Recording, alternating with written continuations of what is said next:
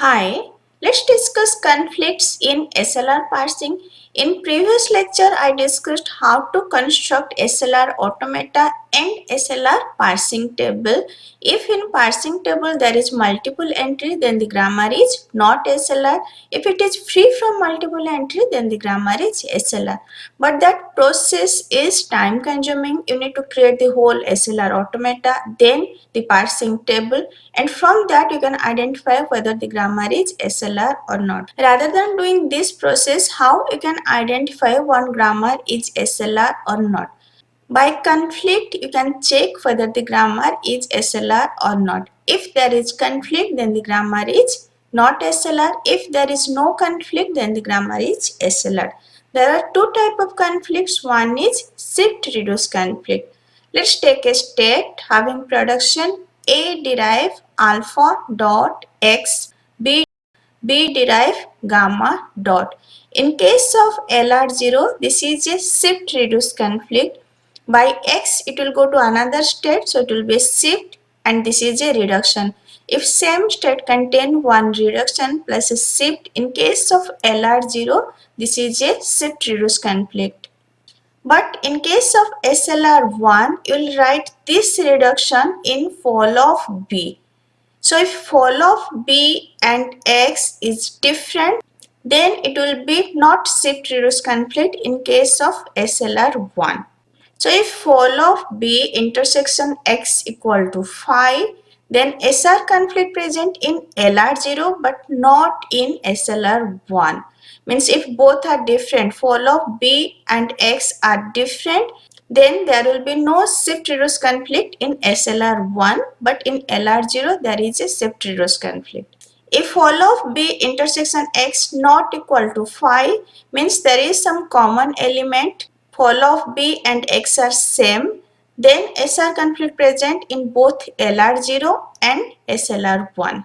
There is another type of conflict, reduce conflict. If parser cannot decide between more reduction, then that is a reduce conflict.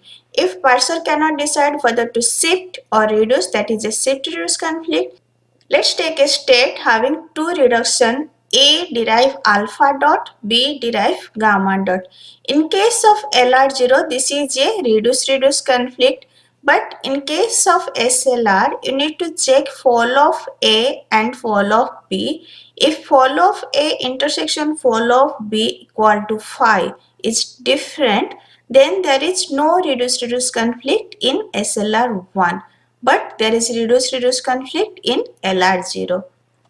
If fall of A intersection fall of B equal to phi, then RR conflict in LR0 but not in SLR1. If fall of A and fall of B contains same element, or you can say intersection is not equal to phi, then there is reduce conflict present both LR0 and SLR1. So how will check one grammar is SLR1 or not? Just create the partial automata, and from that if any state contain a reduction, there are two type of conflict. One is SR conflict, another is RR conflict. If one state contain a reduction, then check whether it is a RR conflict or shift reduce conflict. You can check by this rule, fall of B intersection X or fall of A intersection fall of B, according to whether two reduction is present or one reduction, one shift is present. If it is free from conflict, then you can declare the grammar is SLR1. But in case of LR0, if one state contain one reduction, one shift, then this is shift reduce conflict. If one state contain two reduction, then this is RR conflict. You don't need to check all this. Let's see one example, example 3. I already discussed two example of SLR1 parsing. This is example 3. That two example I discussed with the SLR automata plus parsing table. This example I will discuss with the shortcut. The grammar is S derive AA, AB or BB, BA. Then A derive epsilon, B derive epsilon. Whenever a production is like this, A derive epsilon, if we write A derive dot epsilon, that is nothing, that is equal to A derive dot If you are writing A derive epsilon dot, that is equal to A derive dot. So whether the dot symbol is before epsilon or after epsilon, you can simply write A derive dot. For checking whether the grammar is SLR1 or not, we need to find follow. Follow of S will be dollar, then follow of A will be A and B, then follow of B will be B and A. After B A is present, so follow of B will be A, B. Let's create the automata. The initial state will contain the augmented production, that S dash derive dot S. There is a dot before S, so we need to write closure of this. We'll write S derive dot A B, S derive dot B A.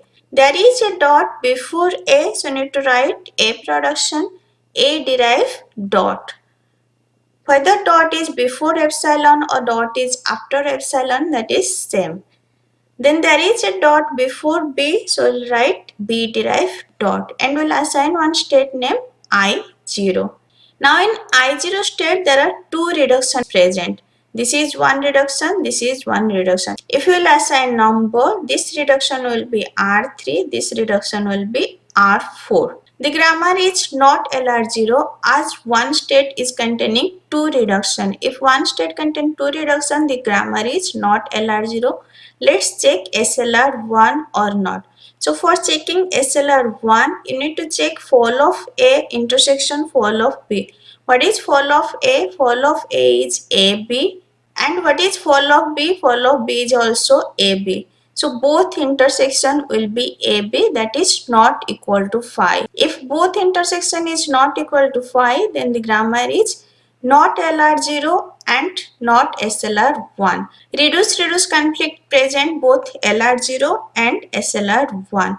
Here reduce conflict present both in LR0 and SLR1. So this grammar is not LR0 and not SLR1.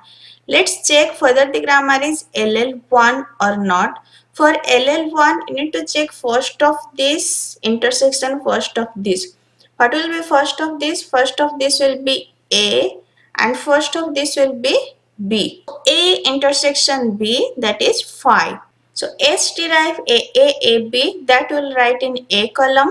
S derive B, A, that will write in B column. Then where you will write A derive epsilon, that will write in fall of A. Fall of A is AB. So A derive epsilon, that will write in A column and B column. That is not in one column. And B derive epsilon, that you will write in B row A column, B row B column. So there is no multiple entry. The grammar is LL1. But it is not LR0 and not SLR1. In next lecture, I will discuss some more example of checking shift reduce conflict or reduce reduce conflict. If this lecture is helpful for you, please like and subscribe. Thank you.